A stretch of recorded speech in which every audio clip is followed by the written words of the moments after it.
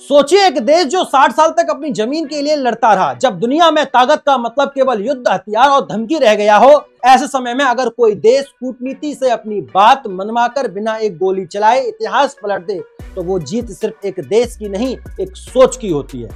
और इस बार वो सोच थी भारत की, और वो जीत मिली हिंद महासागर में। साथियों, 60 साल की लड़ाई के बाद ब्रिटेन ने आखिरकार चागोस द्वीप समूह को मॉरिशस को सौंपने पर सहमति दे दी है।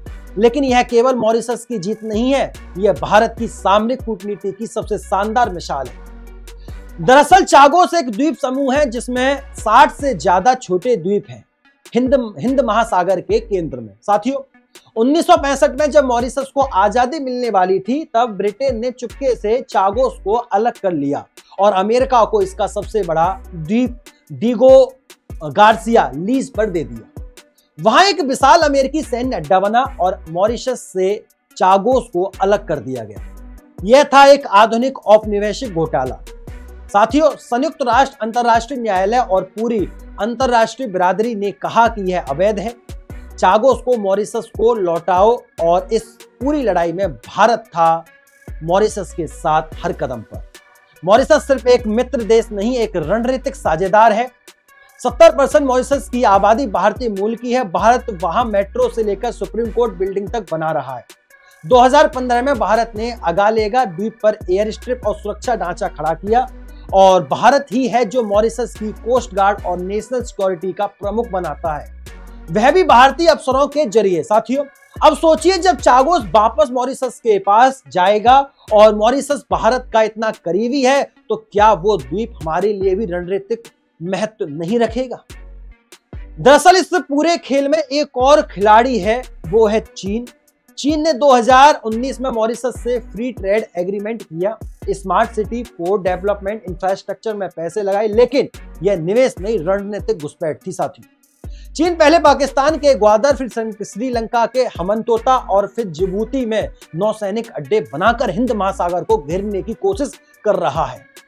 भारत यह सब देख रहा है और जवाब दे रहा है, मगर बिना हड़बड़ी, बिना शोर शराबे और अगालेगा हो या चागोस, भारत एक एक मोहरे को मजबूती से सेट कर रहा है। इस समुद्री शतरंज पर चागोस का नया समीकरण और भारत के लिए क्या बदल रहा है, यह भी जान लेते हैं। साथियों, दरअसल अब जब चागोस मॉरिशस को मिलेगा, भारत को मिलेंगे यह फायदे चागोस हिंद महासागर के बीच में है। यहां से भारत समुद्री ट्रैफिक, पायरेसी, ड्रैग्स और चीनी जहाजों की हरकतों पर नजर रख सकेगा।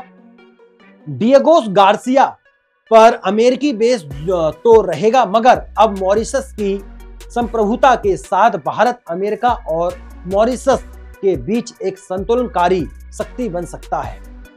जहां चीन बंदरगाह बनाता है, भारत दोस्त बनाता है। चागोस, अगालेगा, सेशल्स, मेडागास्कर, यह सब मिलकर हिंद महासागर में एक भारतीय सुरक्षा चक्र बनाते हैं। चुनौतियां भी हैं, लेकिन मौका बड़ा है। विकल्प, भारत के सामने कुछ चुनौतियां भी हैं। चागोस के विस्थापित लोगों के हक, मॉरिशस की आंतरिक नीति और अमेरिका के साथ समझौते और चीन की संभावित प्रतिक्रिया। लेकिन भारत की ताकत यही है कि वह बंदूक नहीं, भरोसे से इलाके को जोड़ता है। खैर, भारत ने एक बार फिर दिखा दिया है कि उसकी विदेश नीति में ना तो औपनिवेशिक लालच है, ना ही अंधा विस्तारवाद। भारत लड़ता नहीं, लेकिन झुकता भी नहीं। ब्रिटेन को 60 साल बाद झुकना पड़ा और चागोस को मॉरिशस को लौटाना पड़ा, क्योंकि भारत पीछे खड़ा था, मजबूती से, नैतिकता से और रणनीति से।